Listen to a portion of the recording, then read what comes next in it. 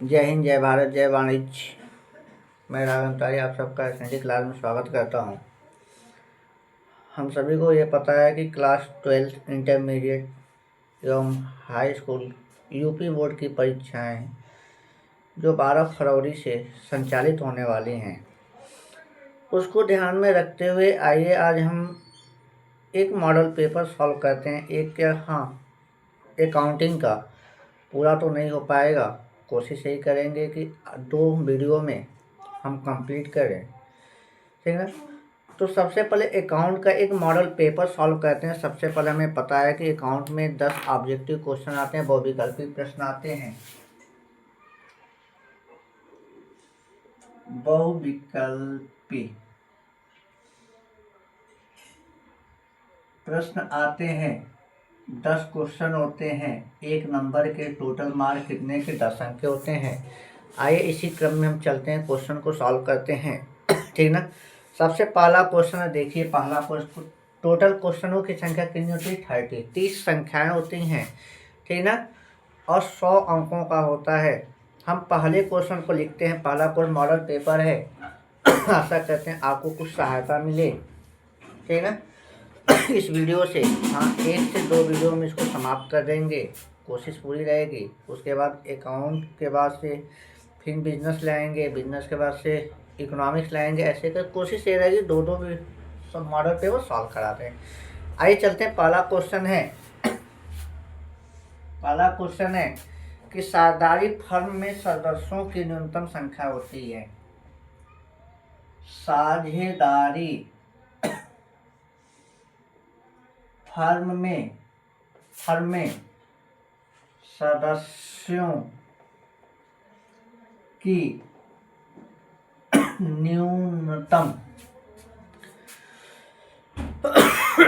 न्यूनतम संख्या होती है। ऑप्शन ए दिया हुआ है 2, बी दिया हुआ है 3, सी दिया हुआ है 4 और डी दिया हुआ है। इनमें से कोई नहीं। अगर नॉर्मल तरीके से केवल साझेदारी में सदस्यों की संख्या पूछे तो उस दशा में सदस्यों की न्यूनतम संख्या होती है कितनी? 2 होती है। कितनी होती है? 2 होती है। ऑप्शन नंबर 1 मेरा सही करेक्ट आंसर होगा। ऑप्शन नंबर 1 क्या होगा? ए करेक्ट आंसर होगा।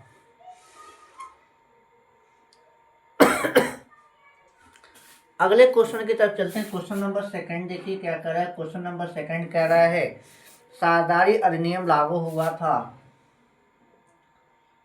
साझेदारी अधिनियम लागू हुआ था। यहाँ हुआ था की बात कर रहा है। हम भारत के हैं तो भारतीय साझेदारी अधिनियम की ही बात करेगा। ए दिया है 1956 में, 1956 में। बी मेरा दे रहा है 1932 में, 1932 में। सी दे रहा है 1947 में, 1947 में।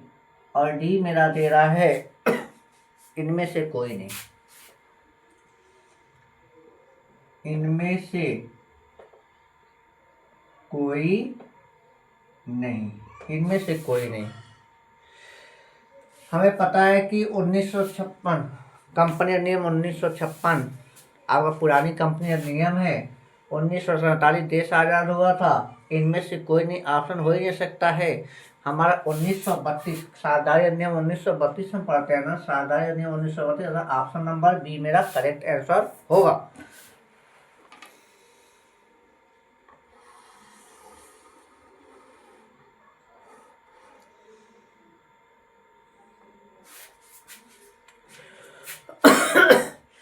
अब आइए क्वेश्चन नंबर 3 कह रहा है पुनर्मूल्यांकन खाता है। क्वेश्चन नंबर 3 कह रहा है पुनर्मूल्यांकन मूल्यांकन खाता है। कौन सा खाता है? ए करा है व्यक्तिगत खाता, व्यक्तिगत खाता। बी करा है वास्तविक खाता, वास्तविक खाता। और सी करा है नाम मात्र खाता, नाम मात्र खाता। और डी करा है इनमें से कोई नहीं, इनमें से कोई नहीं। तो अगर रिवैल्यूएशन अकाउंट की बात करें तो रिवैल्यूएशन अकाउंट नॉमिनल अकाउंट होता है, नाममात्र खाता होता है, ठीक ना। ऑप्शन नंबर सी इसका करेक्ट आंसर होगा, नॉमिनल अकाउंट नाममात्र खाता, ठीक ना। तो क्वेश्चन नंबर 3 लग गया। क्वेश्चन नंबर 4 की तरफ चलते हैं। क्वेश्चन नंबर 4 देखिए क्या कर रहा है। क्वेश्चन नंबर 4 कर रहा है किसी साझेदार के औकात ग्रहण करने पर, किसी साझेदार के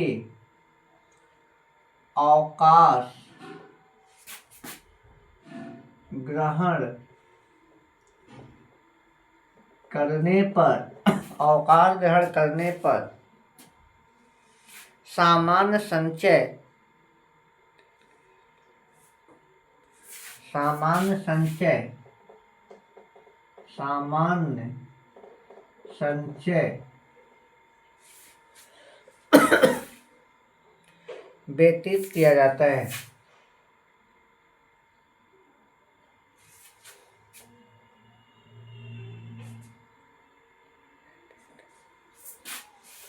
व्यतीत किया जाता है। कहने का मतलब ये है कि देखिए कि जब कोई साझेदार अवकाश ग्रहण करता है उस कंडीशन में जो सामान्य संचय है, रिजर्व, जनरल रिजर्व है, उसे हम कहाँ ट्रांसफर करते हैं उसके बारे में पूछ रहा है। तो कहाँ ट्रांसफर करते हैं? सभी साझेदारों के पूंजी खाते में करते हैं। तो ऑप्शन देख लीजिए, ऑप्शन इसमें क्या दिया हुआ था। ऑप्शन दिया है सभी साझेदारों के पूंजी खाते में, सभी साझेदारों के पूंजी खाते में। बी दे रहा है अवकाश ग्रहण करने वाले साझेदार के पूंजी खाते में, अवकाश ग्रहण करने वाले साझेदार के पूंजी खाते में। सी कह रहा है पुनर्मूल्यांकन खाते में,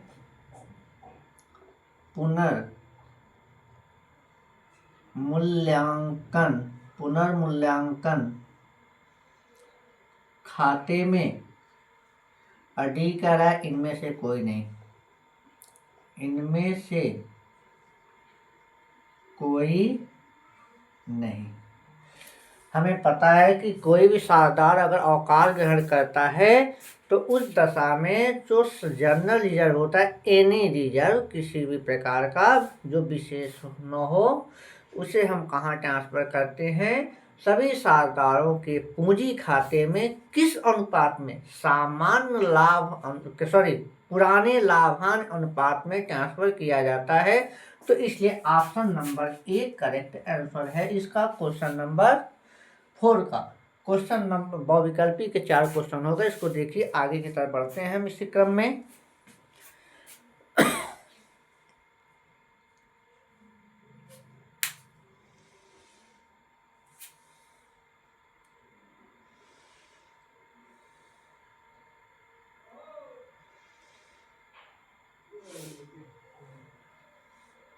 चलिए अब क्वेश्चन नंबर 4 हो गया, 5 की तरफ चलते हैं।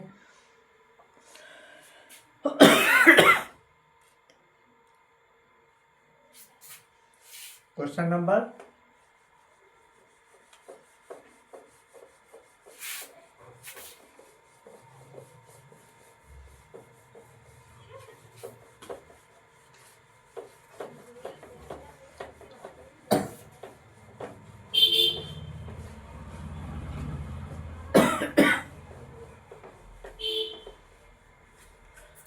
नंबर 5। क्वेश्चन नंबर 5 कह रहा है वसूली खाता है। क्वेश्चन नंबर 5 कह रहा है वसूली खाता है। रियलाइजेशन अकाउंट की बात कर रहा है। रियलाइजेशन अकाउंट कौन सा खाता है? पहला है ऑप्शन ए दिया हुआ है व्यक्तिगत खाता, व्यक्तिगत खाता जिसको हम पर्सनल अकाउंट कहते हैं, ठीक ना। बी दे रहा है, बी क्या कह रहा है? बी दे रहा है वास्तविक खाता, बी दे रहा है वास्तविक खाता, और सी दे रहा है नाम मात्र खाता, और डी दे रहा है इनमें से कोई नहीं। इनमें से कोई नहीं, इनमें से कोई नहीं। कह रियलाइजेशन अकाउंट कौन से अकाउंट हैं? पर्सनल अकाउंट है, रियल अकाउंट है कि नॉमिनल अकाउंट है? तो हमें पता है कि वसूली खाता मेरा नॉमिनल अकाउंट है, मेरा नाममात्र खाता है, अर्थात इसका भी option number C correct answer होगा। इसका भी ऑप्शन नंबर सी नाममात्र खाता या जिसको अवास्तविक खाता कहते हैं, करेक्ट आंसर होगा। क्वेश्चन नंबर 5 हो गया। क्वेश्चन नंबर 6 की तरफ आते हैं। क्वेश्चन नंबर 6 देखिए क्या कह रहा है। क्वेश्चन नंबर 6 कह रहा है कंपनी की विशेषता है, कंपनी की विशेषता है, कंपनी की विशेषता है। ऑप्शन देखिएगा क्या दिया हुआ है। कृत्रिम व्यक्ति, कृत्रिम व्यक्ति,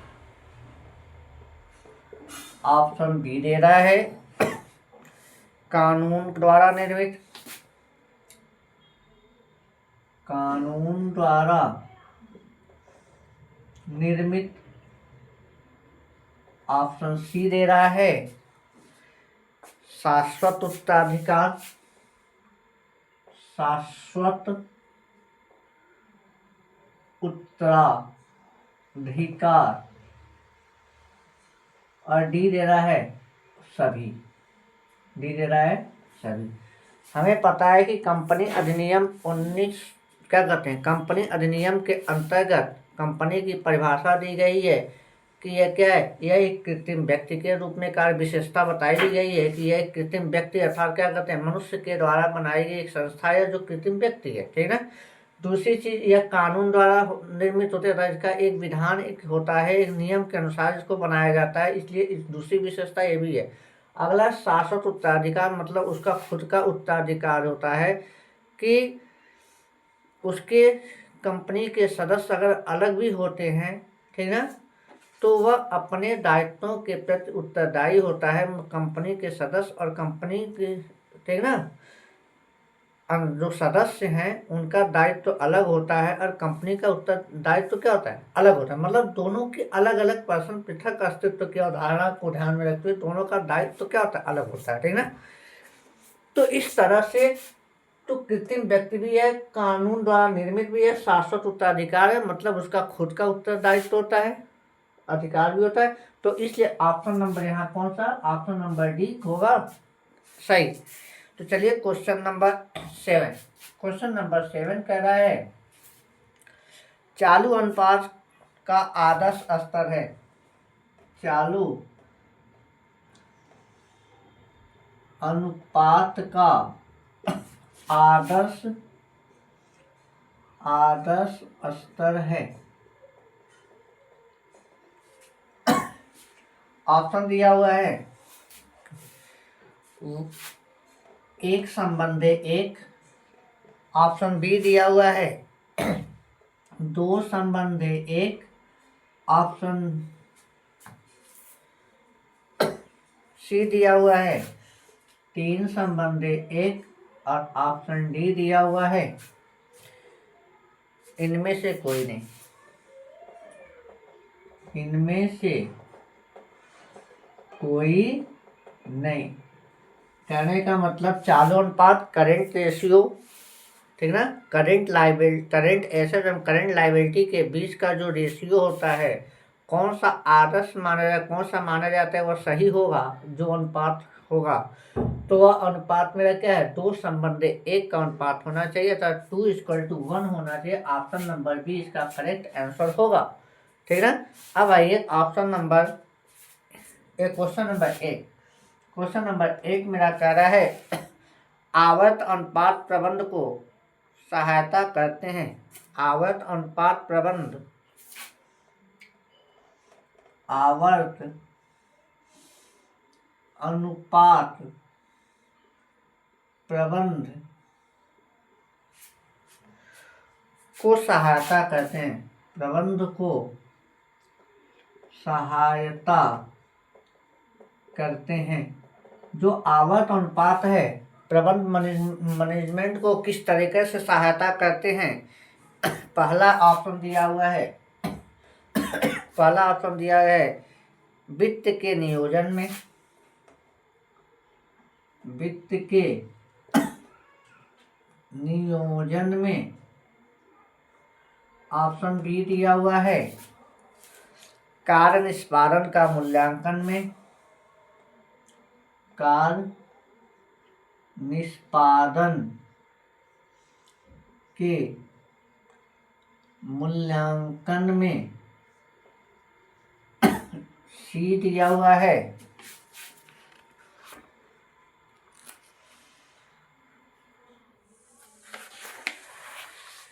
संसाधनों के प्रबंध करने में, संसाधनों के प्रबंध करने में। और डी दिया हुआ है, डी दे रहा है क्या, इनमें से सभी,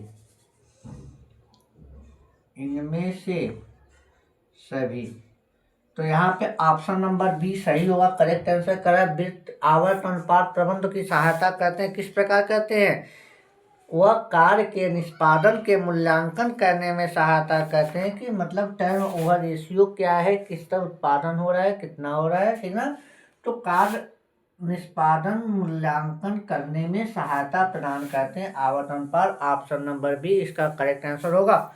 देख लीजिए क्वेश्चन नंबर 10 की तरफ आते हैं। Question number 10, sorry question number 8 हो गया, क्वेश्चन नंबर 9 है, क्वेश्चन नंबर 10, ठीक है ना। इसको थोड़ा साफ करते हैं, देख लीजिए एक बार।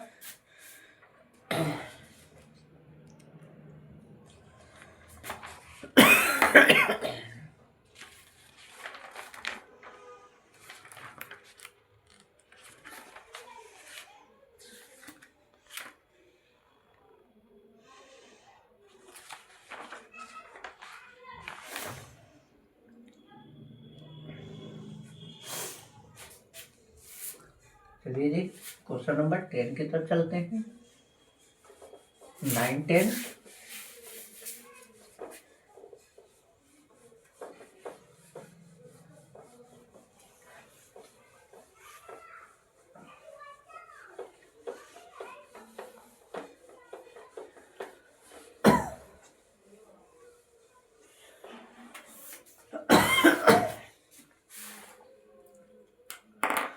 क्वेश्चन नंबर 9, क्वेश्चन नंबर 9 क्या कह रहा है, क्वेश्चन नंबर 9 कह रहा है रोकड़ प्रवाह विवरण बनाया जाता है। रोकड़ प्रवाह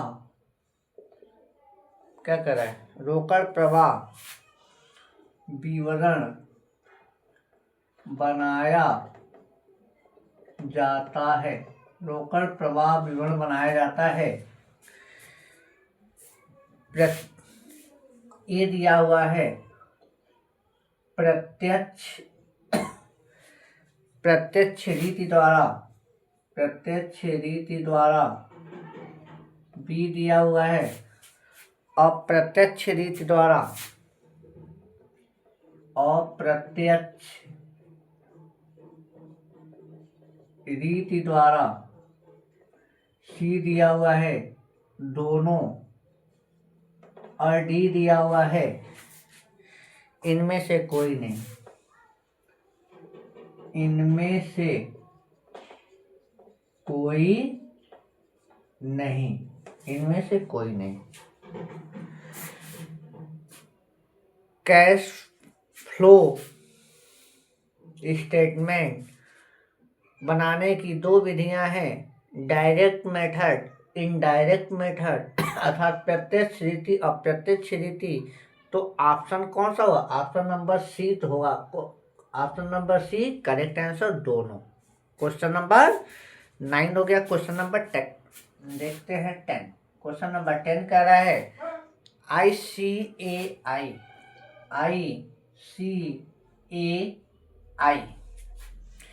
ने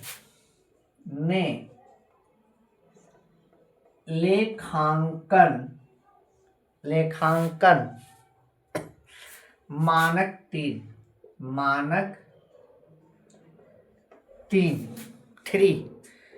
निर्मित किया था। निर्गमित है ना, सॉरी, निर्गमित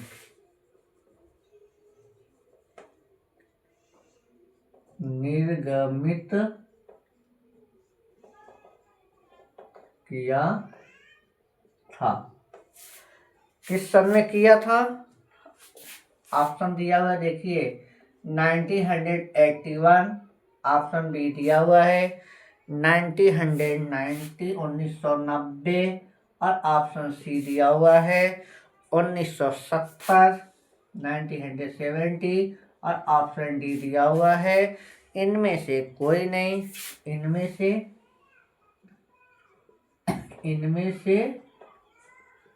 कोई नहीं।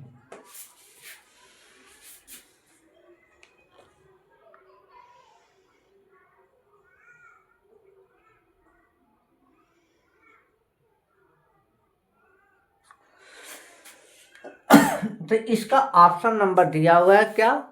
अब देखिए, institute of chartered accountant of India, institute of chartered accountant of India, AS, ठीक ना, अकाउंटिंग स्टेटमेंट या लेखांकन मानक 3 आपका जून 1981 91 में निर्गमित किया था और भारत में इसे 1 अप्रैल 2001 में लागू किया गया भारत के अंतर्गत, ठीक ना। तो कर निर्गमित कब किया था? तो निर्गमित करने की बात आ रही है तो 1981। भारत में लागू कब हुआ था? 1 अप्रैल 2001। यहाँ लिख लीजिए, भारत में निर्गमित, भारत में लागू कब हुआ? 1 अप्रैल 2001। 1 अप्रैल 2001 में इसको लागू किया गया था। जहाँ तक करेक्ट आंसर है पूरा, ठीक है। और निर्गमित कब किया गया था? आपका 1 जून 1981 में। तो इसलिए ऑप्शन नंबर ए इसका करेक्ट आंसर होगा। इसको आप देख लें। क्वेश्चन नंबर 10 अर्थात बहुविकल्पी ऑब्जेक्टिव क्वेश्चन समाप्त हुए। अब दूसरा पार्ट बनता है अति लघुत्तरी, जिसको वेरी शॉर्ट क्वेश्चन कहते हैं। अति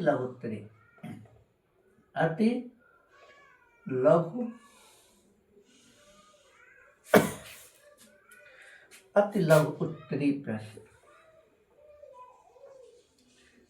एक आपके बीकॉम इंटर अकाउंट में आपके टोटल 10 क्वेश्चन होते हैं। 10 क्वेश्चन 2 मार्क के, टोटल कितने हो गए? 20 मार्क, ठीक ना। 11 नंबर से 20 नंबर तक के क्वेश्चन क्या होते हैं? अति लघुत्तरी क्वेश्चन होते हैं। इस क्वेश्चन में सारे कुछ क्वेश्चन को हम देखते हैं। छोटे छोटे क्वेश्चन हैं, इसको हम ध्यान देते चलते हैं, कुछ मुख्य बातें भी ध्यान देंगे। आइए चलिए लिखते हैं। कह रहा है साधारण संलेख की परिभाषा लिखिए। क्या कह रहा है? पहला कह रहा है क्वेश्चन नंबर 11 कह रहा है साझेदारी संलेख की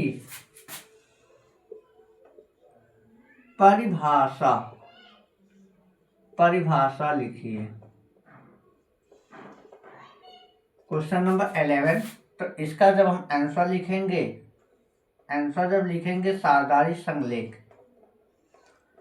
साझेदारी संलेख क्या होता है? साझेदारी संलेख से आशय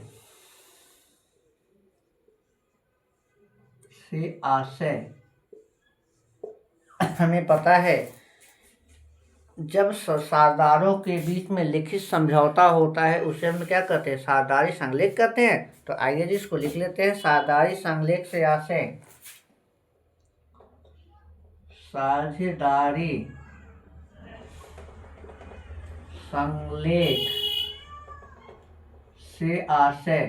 साझेदारी संलेख से आशय उस लिखित समझौते से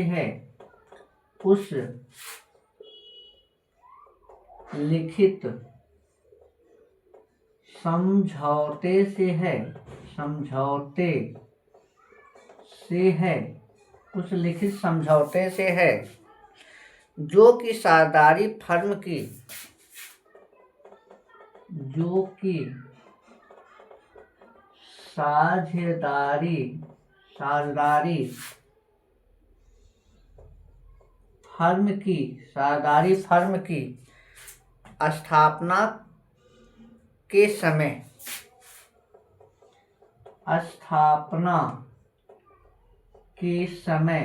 स्थापना के समय सभी साझेदारों के बीच की जाती है। सभी साझेदारों के बीच की जाती है। मतलब जो भी लिखित समझौता होता है साझेदारों के बीच में स्थापना के समय, वह क्या कहलाएगा? साझेदारी संलेख कहलाएगा। साझेदारी संलेख में लिखी जाने वाली बातें कौन कौन सी हैं, इसके बारे में अगर हम लिखना चाहें तो लिख देते हैं। चलिए इसको देख लें एक बार। छोटे छोटे क्वेश्चन है, बस इसको देखना है, ठीक ना। एक मॉडल पेपर भी तैयार हो रहा है, साथ में रिवाइज भी होता जा रहा है कि क्वेश्चन क्या है, क्योंकि समय ज़्यादा नहीं है और सारे चैप्टर हमने कवर नहीं कर पाए। वीडियो लास्ट में बनाने के कारण सारे चैप्टर कवर नहीं हुए, इसलिए कम से कम मॉडल पेपर तो आप देख लें। आइए जी, साझेदारी संलेख में लिखी जाने वाली बातें क्या क्या होती हैं, इसको हम लिखते हैं, देख लीजिए। साफ करें क्वेश्चन नंबर 11 का।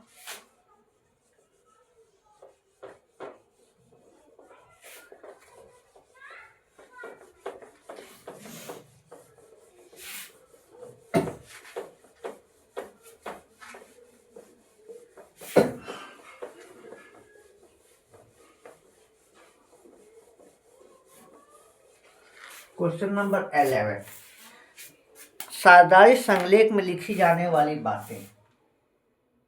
मान लीजिए लघुत्तरी, इसी क्वेश्चन को लघुत्तरी में पूछ दे तो बात कुछ भी पूछ सकता है।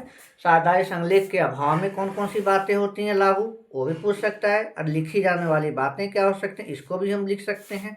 तो आइए हम लिखी जाने वाली बातों के बारे में बात करते हैं। साझेदारी संलेख में लिखी जाने वाली बातें, मतलब इसमें क्या क्या लिखे जाते हैं उसके बारे में हम चलते हैं। पहला क्वेश्चन है, इसमें पहले लिखते हैं फर्म का नाम और पता। फर्म का नाम व पता। सेकंड हम लिखते हैं साझेदारों के नाम व पते। साझेदारों के नाम व पते। तीसरा हम लिखते हैं व्यवसाय की प्रकृति। व्यवसाय की प्रकृति, सारी चीजें पढ़ी हुई चीजें होंगी बस। अगला है साझेदारों की पूंजी। साझेदारों की पूंजी, साझेदारों की पूंजी। पांचवा में लिखते हैं लाभ हानि का अनुपात। लाभ हानि का अनुपात। 6 नंबर साझेदारी की अवधि। साझेदारी की अवधि, साझेदारी की अवधि। क्वेश्चन 7 नंबर साझेदारों का ऋण। साझेदारों का ऋण। 8 नंबर साझेदारों का वेतन और कमीशन। साझेदारों का वेतन व कमीशन। 9 नंबर आहरण एवं उस पर ब्याज। आहरण एवं उस पर ब्याज। 10 नंबर साझेदारी का विघटन। साझेदारी का विघटन। 11 नंबर साझेदारों के कर्तव्य। साझेदारों के कर्तव्य। 12 नंबर ख्याति एवं उसके मूल्यांकन की विधि। ख्याति एवं उसके मूल्यांकन की विधि।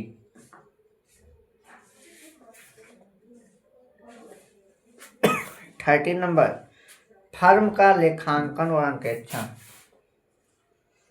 फर्म का लेखांकन व अंकेक्षण।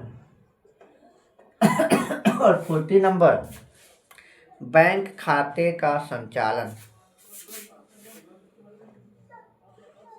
बैंक खाते का संचालन।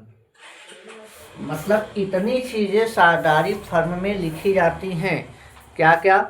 साझेदार कौन, साझेदारों के नाम पते, फर्म किस नाम का होगा उसका पता, मतलब स्थायी कार्यालय उसका क्या होगा, साझेदार कितने हैं उनके नाम पता, व्यवसाय की प्रकृति, व्यवसाय किस तरह की है, लाभ कमाने वाली है या अस्थायी है या क्या कर अस्थायी है, साझेदारों की पूंजी, साझेदारों की के द्वारा पूंजी की क्या मात्रा होगी, वो सारी चीजें लिखी जाती हैं। लाभ हानि का अनुपात, मतलब किस लाभ हानि किस तरह से बांटा जाएगा।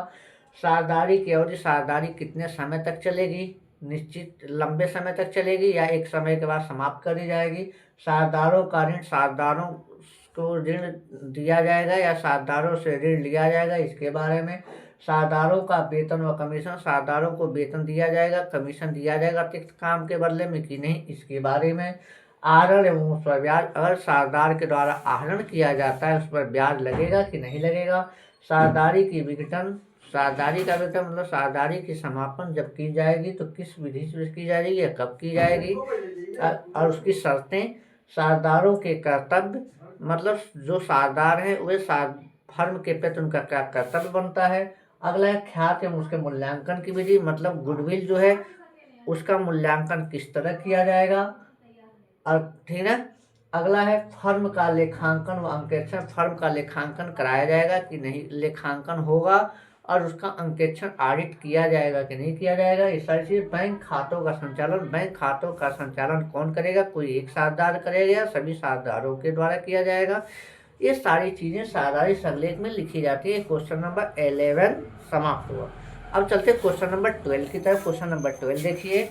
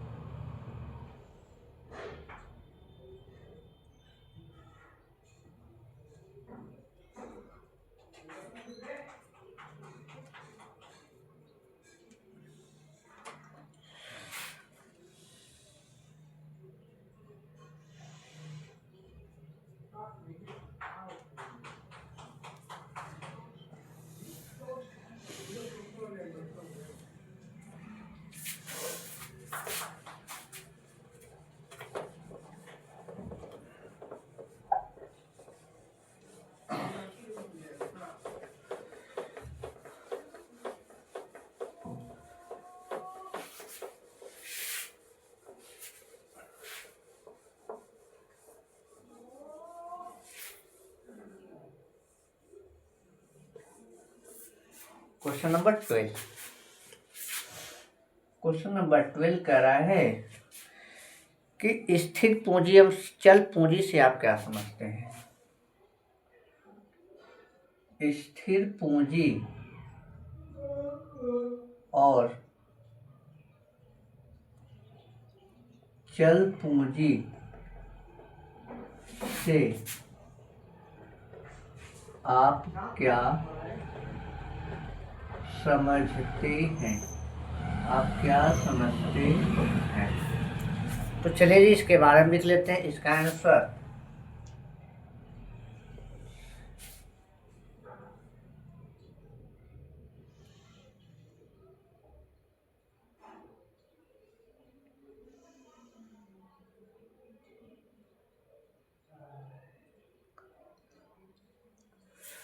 हमने साझेदारी के पहले चैप्टर में हम पढ़े होंगे। इतना याद है कि स्थिर पूंजी क्या होती है। जब साझेदारों के पूंजी खाते बनाए जाते हैं तो दो तरह से बनते हैं, या एक होता है स्थिर, एक होता है अस्थिर, परिवर्तनशील।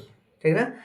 स्थिर क्या होता है कि जब साझेदारों की पूंजी खातों से संबंधित समायोजन को उनके खाते में हस्तांतरित न करके उसके लिए अलग से खाता बनाया जाता है, जिसको करेंट अकाउंट कहते हैं, चालू खाता कहते हैं। तो ऐसी स्थिति को हम क्या कहते हैं, स्थिर पूंजी कहते हैं। ठीक ना। मतलब उसमें कोई समायोजन नहीं होगा। और चल पूंजी जब परिवर्तन होता है, ठीक ना, समायोजन को क्या कहते हैं, पूंजी में जोड़ दिया जाता है, घटा दिया जाता है, तो ऐसी कंडीशन को क्या कहते हैं, चल पूंजी कहते हैं। ठीक ना। तो आइए इसके बारे में लिख लेते हैं। स्थिर पूंजी, जब किसी साझेदारी फर्म में स्थिर पूंजी क्या होता है, लिख लेते हैं परिभाषा के रूप में इसको। जब किसी साझेदारी फर्म में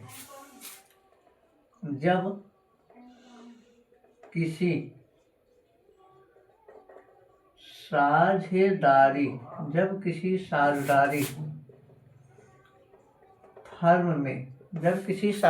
फर्म में साझेदारों की पूंजी साझेदारों की पूंजी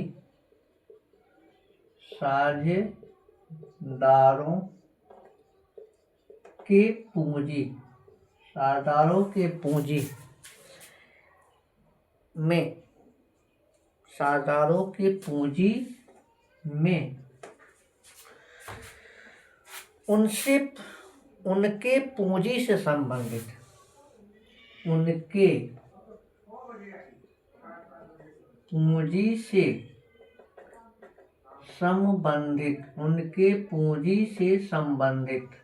उनके पूंजी से संबंधित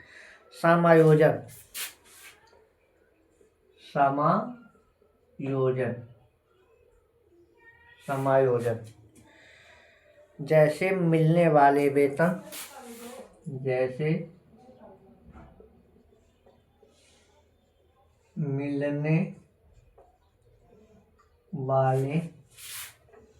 वेतन, वेतन, कमीशन, कमीशन, कमीशन, लाभान, लाभान, लाभान आदि को, आदि को, आदि को सम्मिलित नहीं किया जाता है, सम्मिलित नहीं किया जाता है, नहीं किया जाता है, नहीं किया जाता है, तो उसे स्थिर पूंजी कहते हैं, तो उसे स्थिर पूंजी कहते हैं, स्थिर पूंजी कहते हैं। साझेदारों के पूंजी संबंधित समायोजन को इस दशा में क्या होता है, अलग खाते में रखा जाता है। साझेदारों से संबंधित, साझेदारों से संबंधित, संबंधित, साझेदारों से संबंधित समायोजनों को, समायोजनों, समायोजनों को एक अलग खाते में, एक अलग खाते में, एक अलग खाते में लिखा जाता है, लिखा जाता है, जिसे हम करेंट अकाउंट, चालू खाता कहते हैं, जिसे चालू खाता कहते हैं। हो गया। दूसरा है चल पूंजी की बात कर रहा है, चल पूंजी भी लिख लेते हैं। चल पूंजी, जब किसी साझेदारी फर्म में साझेदारों की पूंजी में, जब किसी साझेदारी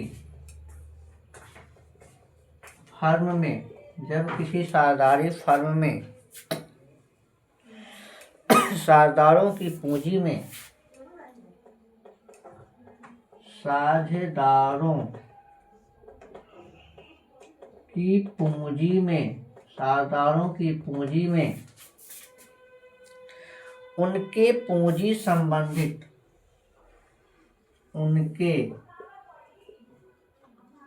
पूंजी संबंधित, उनके पूंजी संबंधित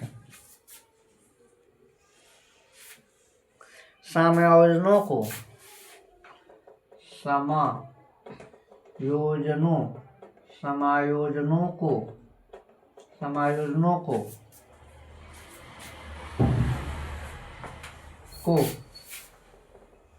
भी शामिल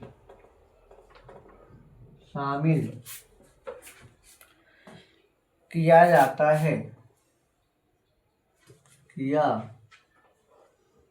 जाता है, किया जाता है, तो उसे चल पूंजी कहते हैं, तो उसे चल पूंजी कहते हैं, कहते हैं। इसे परिवर्तित पूंजी भी कहा जाता है, इसे परिवर्तित पूंजी भी कहा जाता है।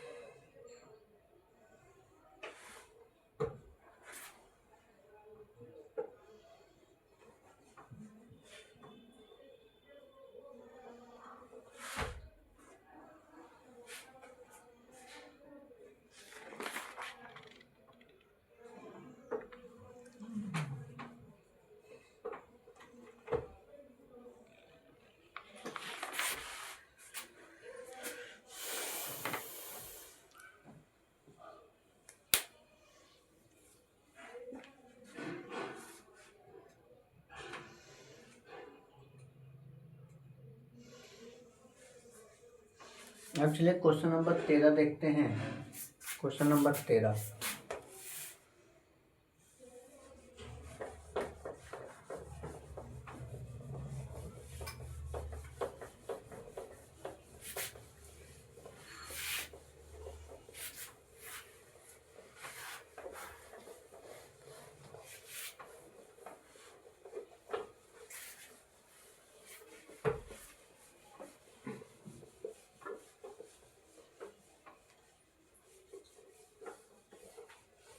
क्वेश्चन नंबर 13 कह रहा है त्याग अनुपात से आप क्या समझते हैं, अर्थात सैक्रिफाइसिंग रेशियो। क्वेश्चन नंबर 13, त्याग अनुपात, त्याग अनुपात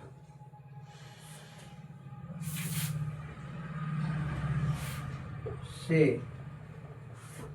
क्या समझते हैं। तो आइए जी, त्याग अनुपात, त्याग अनुपात से आशय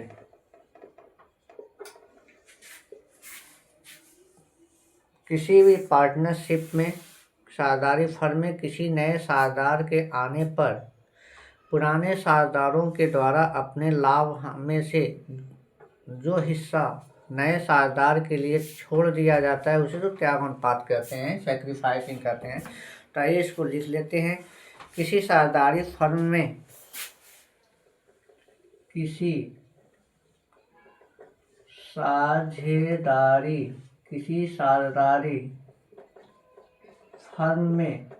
साझेदारी फर्म में नए साझेदार के प्रवेश के समय, साझेदारी फर्म में नए साझेदार के प्रवेश के समय पुराने साझेदारों के द्वारा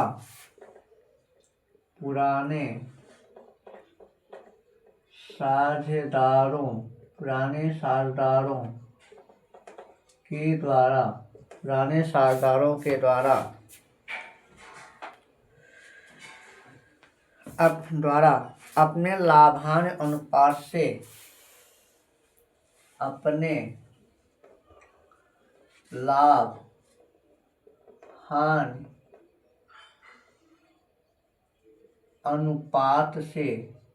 लाभांश अनुपात से जो हिस्सा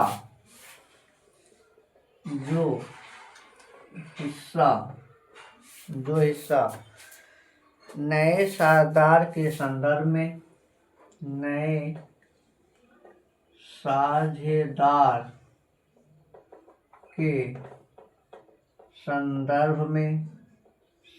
में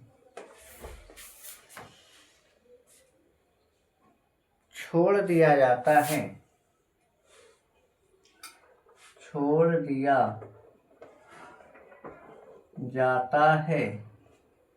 उसे त्याग अनुपात कहते हैं। त्याग अनुपात कहते हैं। त्याग अनुपात बराबर कैसे निकालते हैं, sacrificing ratio,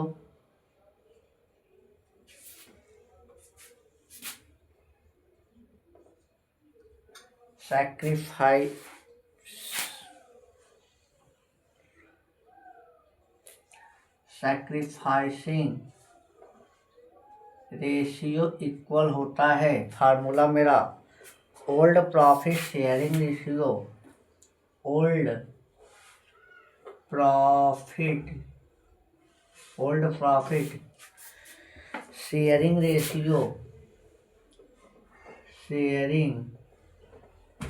ratio minus new profit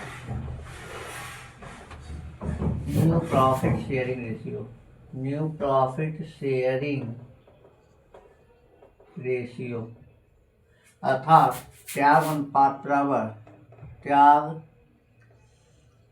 अनुपात बराबर पुराना लाभ हानि अनुपात माइनस नया लाभ अनुपात, नया लाभ हानि अनुपात हो गया। त्याग अनुपात निकल क्या होता है इसके बारे में लिख लिए। क्वेश्चन नंबर 13 हो गया। अब चलते हैं साझेदारी की अनिवार्य समापन की दशाएं से पूछ रहा है।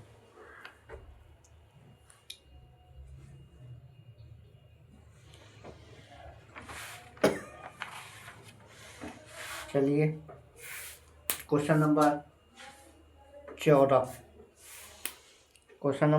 कह रहा है क्या, कह रहा है साझेदारी की अनिवार्य समापन की दशाएं लिखिए। साझेदारी की अनिवार्य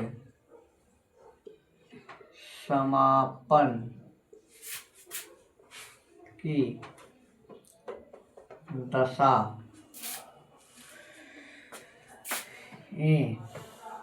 लिखिए। वो कौन सी कंडीशन होती है कि जिसे अनिवार्य रूप से साझेदारी का विघटन कर दिया जाता है, उसके बारे में पूछ रहा है क्वेश्चन नंबर 14। तो आइए सबसे पहले विघटन क्या होता है उसको पढ़ लेते हैं, तब तो दशा लिखेंगे।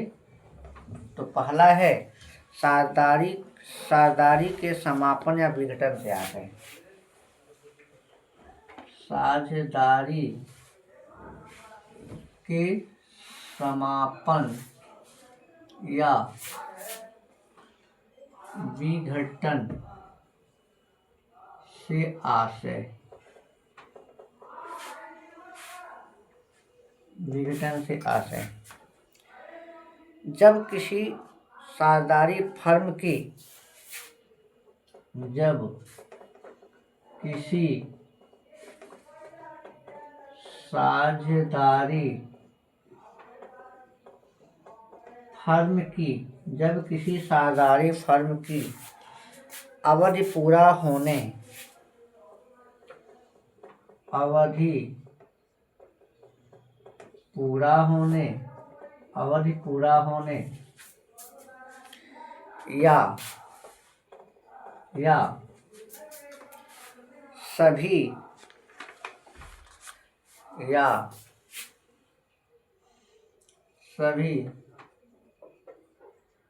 साझेदारों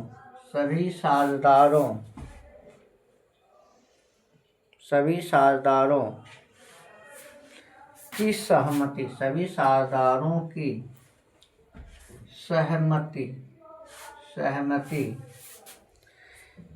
सहमति से उसे बंद कर या उसे बंद किया जाता है, लिखते हैं उसे बंद किया जाता है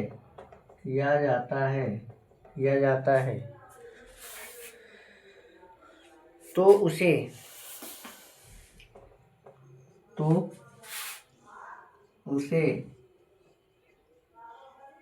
साझेदारी का समापन या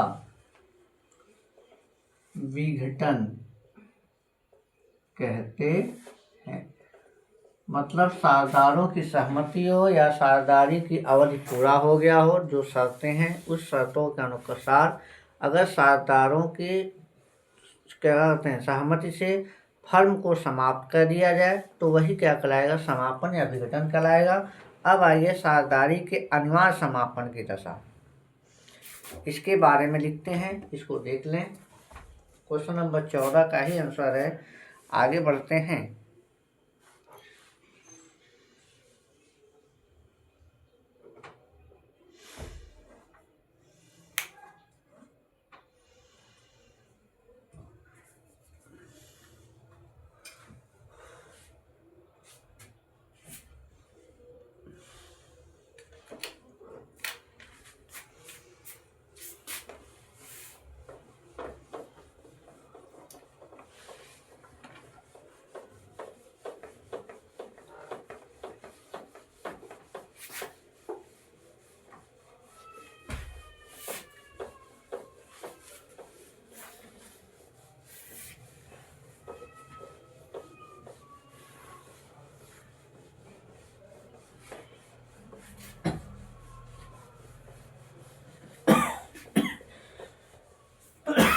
चलिए, साझेदारी के अनिवार्य समापन।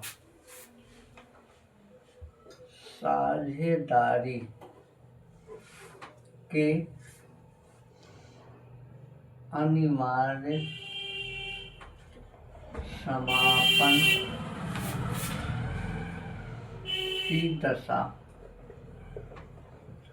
अब देखिए, साझेदारी के अनिवार्य समापन क्या होता है कि जब साझेदारी फर्म को न्यायालय के द्वारा आदेश दे दिया जाए कि जब उसे समाप्त ही कर दिया जाए, मतलब उसे बंद कर दिया जाए, तो उससे ही हम साझेदारी के अनिवार्य समापन करते हैं। अरे 2 दशाएं होती हैं, उन दशाओं को हम लिख रहे हैं। सबसे पहले लिखते हैं क्या है, किसी साझेदारी फर्म में किसी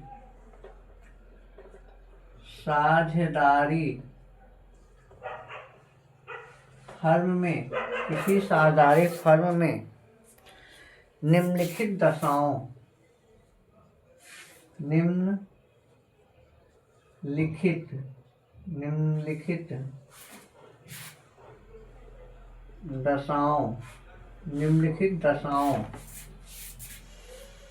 के उत्पन्न होने की दशा में न्यायालय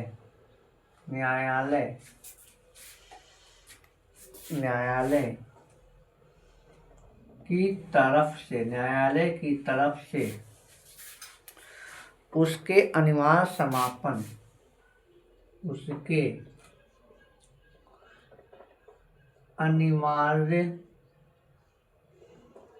समापन का आदेश जारी किया जा सकता है। उसके अनिवार्य समापन का आदेश जारी किया जा सकता है। वे कौन सी दशाएं हैं? पहली दशा है, सभी साझेदारों के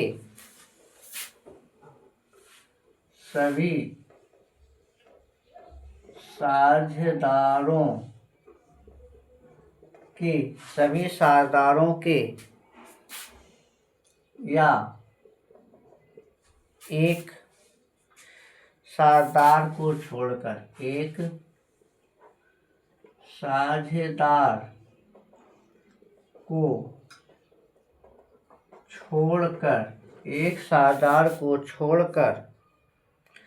सभी साझेदारों को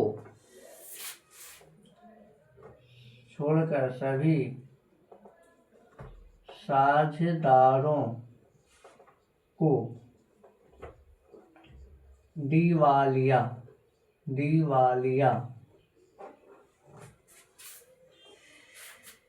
घोषित कर दिए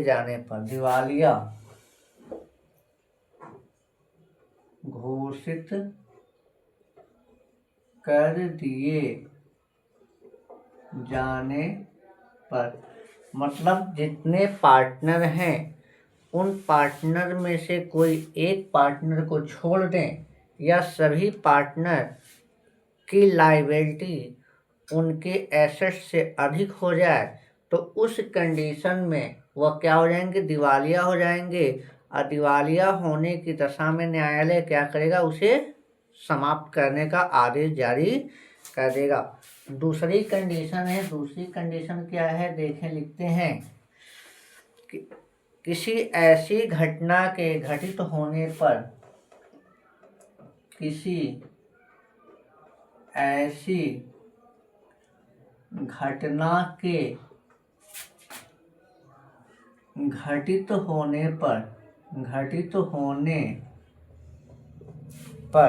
घटित होने पर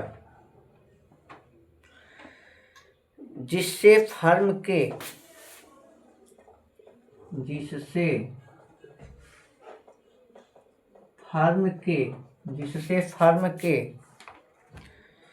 कारोबार को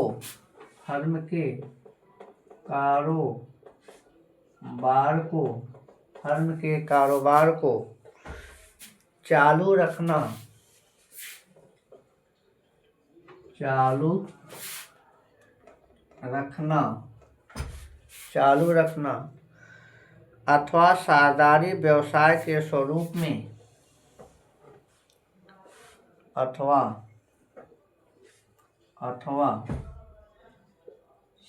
साझेदारी व्यवसाय के स्वरूप में, साझेदारी व्यवसाय के स्वरूप में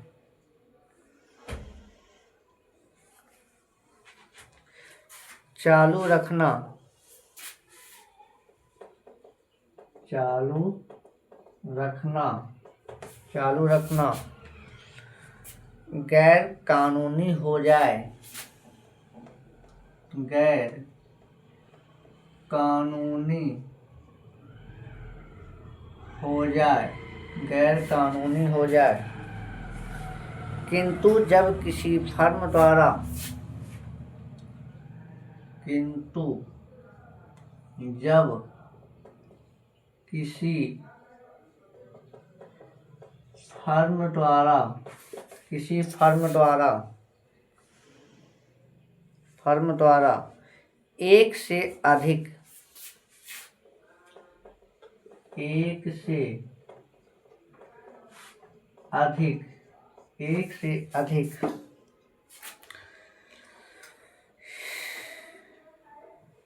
एक से अधिक अलग अलग उपक्रम, अलग अलग उपक्रम, उपक्रम, उपक्रमों, उपक्रमों या कामों का, या कामों का, कामों का गैर कानूनी होना, कामों का गैर कानूनी होना, गैर कानूनी होना, कानूनी उपक्रमों, कानूनी उपक्रमों, कानूनी उपक्रमों, कानूनी उपक्रमों या कामों, या कामों के संबंध, कामों के संबंध में फर्म को समाप्त नहीं कर देते, फर्म को समाप्त नहीं कर देते। कह क्या रहा है? कह रहा है कि किसी ऐसी घटना के घटित होना, मतलब कोई ऐसी घटना घटे जिसमें फर्म के कारोबार को चालू रखना, मतलब फर्म का जो व्यवसाय है, बिजनेस है, उसको हम चालू रखना और साझेदारी व्यवसाय के स्वरूप में चालू रखना। और क्या कहते हैं, पार्टनरशिप में क्या कहते हैं, चालू रखना गैर कानूनी हो जाए, मतलब वो अवैधानिक घोषित कर दिया जाए। किंतु जब किसी फर्म द्वारा एक से अधिक अलग अलग उपक्रमों या कामों का गैर कानूनी होना, या फर्म ऐसा भी हो सकता है एक से अधिक काम कर रहा है और सभी काम क्या हो जाए, अवैधानिक घोषित हो जाए, ठीक ना। तो उस दशा में फर्म को क्या करेगी, न्यायालय अनिवार्य समापन करने का आदेश जारी करेगी। ये दो दशाएं होती हैं। क्वेश्चन नंबर 14 लग चुका, इसको आप देख लें। उसके बाद चलते हैं क्वेश्चन नंबर 15 की तरफ।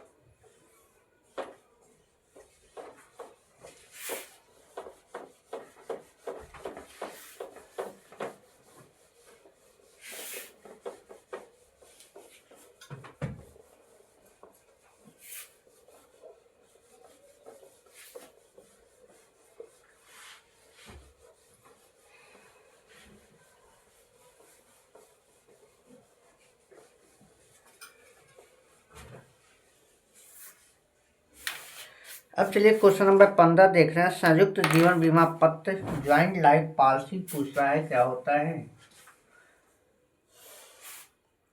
क्वेश्चन नंबर 15 कह रहा है संयुक्त जीवन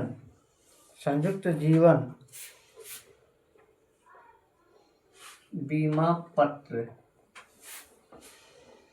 क्या है, क्या है, लिखिए जी, लिख देते हैं इसको। आंसर इसका संयुक्त जीवन बीमा पत्र ज्वाइंट लाइफ पॉलिसी। संयुक्त जीवन बीमा पत्र से आशय संयुक्त जीवन बीमा पत्र से आशय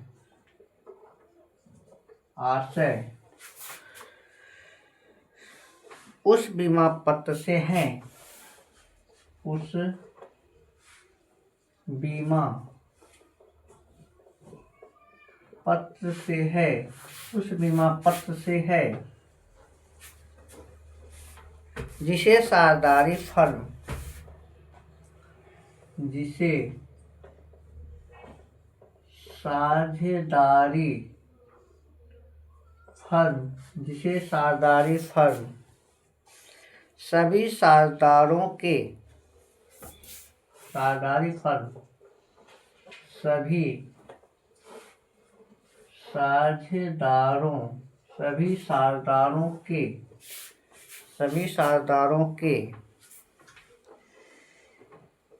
संयुक्त जीवन पर लेती है, संयुक्त जीवन पर लेती है। ऐसे बीमा पत्र के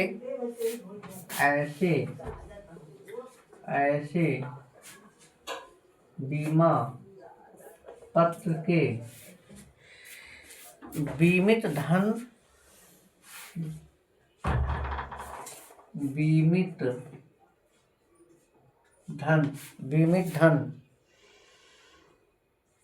का भुगतान, बीमित धन का भुगतान जीवन बीमा निगम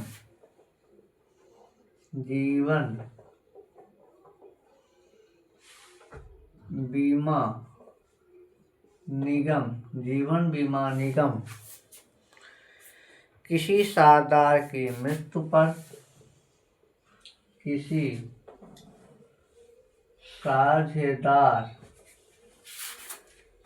की मृत्यु पर या बीमा पत्र की अवधि को पूरा होने पर, या बीमा पत्र की अवधि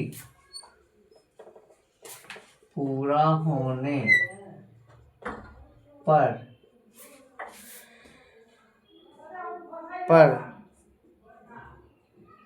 या जो पहले हो,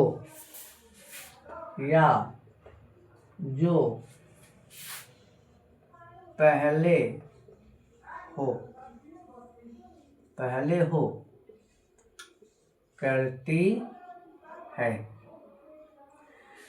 कह रहा है कि अगर पार्टनरशिप में साझेदारों की संयुक्त जीवन पर अगर बीमा कंपनी से फर्म क्या करती है, बीमा करा लेती है, तो उस कंडीशन को हम क्या करते हैं, संयुक्त जीवन बीमा पत्र करते हैं। ऐसे जीवन बीमा पत्र का जो भुगतान होता है, कंडीशन क्या होती है, या तो किसी एक साझेदार की मृत्यु हो जाए, या समय पूरा हो जाए, या तो दोनों में से जो पहले होगा उन दशा में करती है बीमा निगम कंपनी। ये कंडीशन संयुक्त जीवन बीमा पर ज्वाइंट लाइफ पॉलिसी के बारे में पढ़ लिए। क्वेश्चन नंबर 15 तक हो गया। क्वेश्चन नंबर 16 से आगे की क्वेश्चन अगले वीडियो में देखेंगे। तब तक के लिए जय हिंद, जय भारत, जय वाणिज्य।